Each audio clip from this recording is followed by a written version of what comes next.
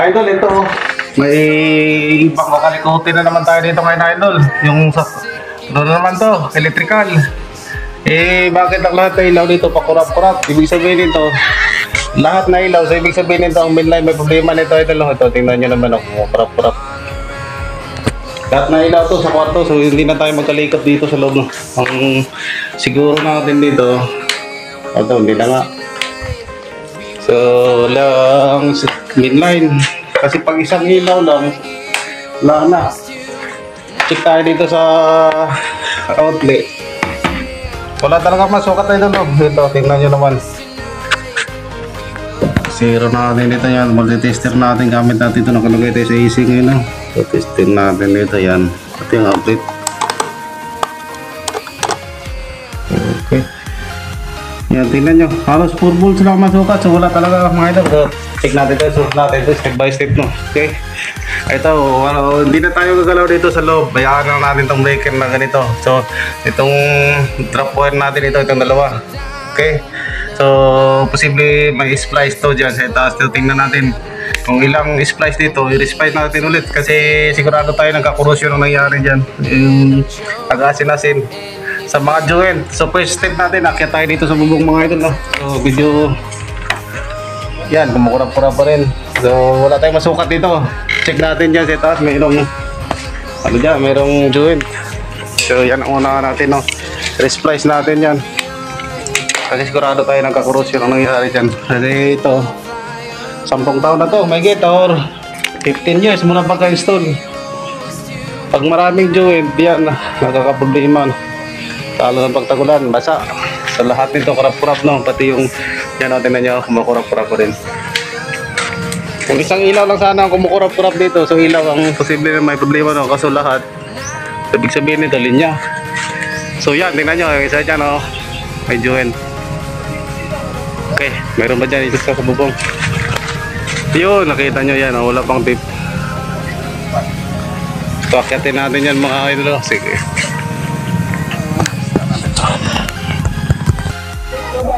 Ha? Saan ba nagka? Ano, kapadalas bilhin ang bagal at check bilhin. Oo. Ito na tayo mga idol. Dito, sa taas na tayo dito. Yan. Okay, yan. Itata. Ito, binalatan natin to ngayon dito. Diba? Yan, mabalat. Okay. So, lagay natin ang test board dito. Isa sa isa dito. Nakita naman natin kanina. Yan ang isa dyan. Mga idol, to. Joint. Yan. Okay. Yan, kailangan talaga natin ni rip splice, no? Tapos lagyan din natin ng tape kasi kitang-kita naman ng korosyon. So, check natin din dito. Ang mahirap ngayon dito mga idol, ako lang nag-video din, no? So, guys, tingnan nyo yan, o yan, tingnan nyo, yan. Para bang nagumito. So, hindi pa maganda kasi dito, may splice. Pasok sa loob. May ilang dipa lang yan, mga 3 dipa. Yan, may splice na naman dyan. Okay. So, pag maraming splice, so kailangan talaga magandang pagkakalukong natin dyan. So, itong problema natin ngayon, dito tayo sa bubong kasi medyo mahirap to. Gawa natin solusyon yan na mga splice talaga natin yan. Tapos lagyan din natin ng tape. Tingnan nyo yung ginawa ko. Or baka nung nakarang ilang mga taon, baka nag-install nito, lagyan din ng tape. Kaso baka sa bagyo or ano, natanggal din. Yan. So, ito ngayon, possible na ito yung may problema. So, akyat tayo dito, hanapan natin ito ng solusyon. Dandahan tayo dito kasi medyo mataas to. Yan, oh.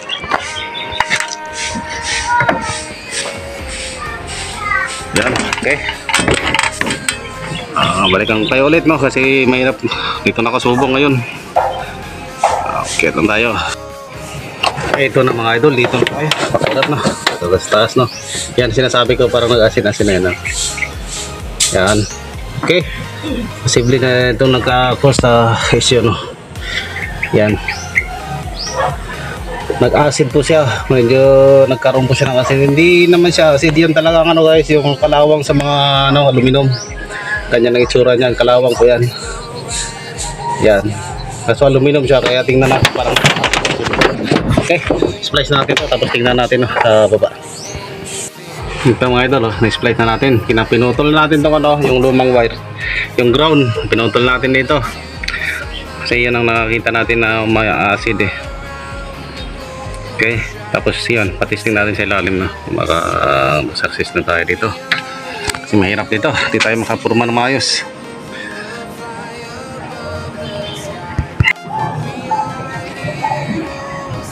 Okay, ito guys, posible itong dahilan, no? Pinatesting natin sa lalim, sabi daw okay na. Okay, itong gawin lang natin to, itip na lang natin to. Okay, so tingin nangyari sa tingin ko dito, hindi talaga magandang pagka-splice dito sa technician na nag-install dito, no? Kasi tingnan mo naman maluwag, tapos hindi talaga standard do, mga idol. Pinutol dito, putol din dyan, ayan. Dalawang di pa lang, pinutulan na maulit. Hindi dapat ganyan, kailangan talaga pag ano guys, pag drop wire, ito hanggat poste, hanggat doon sa dulo, kung gaano kalayo, hanggat doon ang wire natin, hanggat sa kwintador. Kailangan walang putol, kasi pag may putol, may di maiwasan na magkakaroon talaga nito. Ang problema lang nito sa nag-install, bakit ganyan, putol-putol, hindi natin alam kung anong history din eh. So ito, gawa na lang natin solusyon ngayon nito. Sa ano nga, okay na to. Sabi naman, okay na daw dyan sa loob. Okay, fix na lang natin to, lagyan natin ng electrical tape, tapos baba na tayo. Proceed na rin tayo sa ibang gawain natin, no? Kasi marami pa nakaantay. Ay, ito pala. Yan, okay. Una natin ito lahat. So, sukat natin ngayon itong dito kanina. Naisukat natin na walang may sukat dito sa convenience outlet na.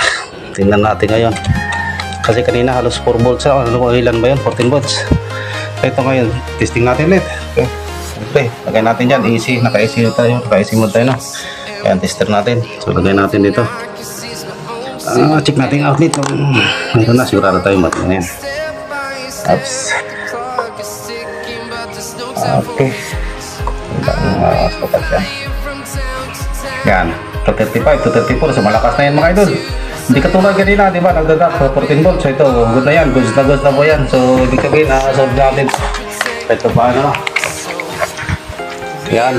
So, bukas tayo. TV, gumagana to. Ilaw. Kanina, hindi gumagana itong ilaw. Kanina naman doon. Yan.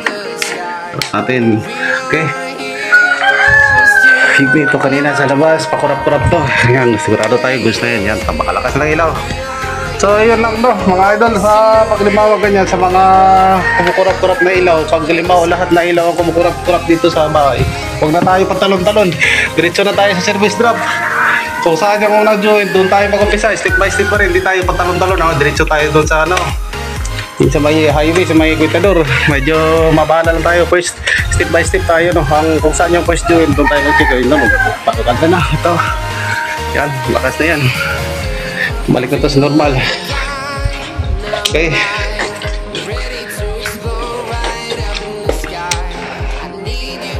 Yan, okay. So, okay na to lahat mga idol. Fix na natin to, no? Kasi kung bakit pinagana na lahat na ilaw, hindi naman nagdadap. Napakataas ka, kaya 230. Dapat 220 lang, pero tama po yan kasi may drop pa po yan. Pag mag-load tayo, normal lang po yung 230 volts. 225 ito. Okay, ang gawin natin ngayon dito, sirado na natin itong maayos, tapos let's go na tayo ulit sa ibang gawin natin. Tingnan nyo sa akin, anong inupuan ko dito na sa taas ko, yan. Okay, ang hirap dito, hindi ka makapag-plaster ng maayos. Yan. So ito, try lang natin, kasi tayo, electronics, may macro tayo dito sa electrical, para hindi na tayo gumastos na medyo malaki, pwede kung tayo gumawag, tayo na lang din.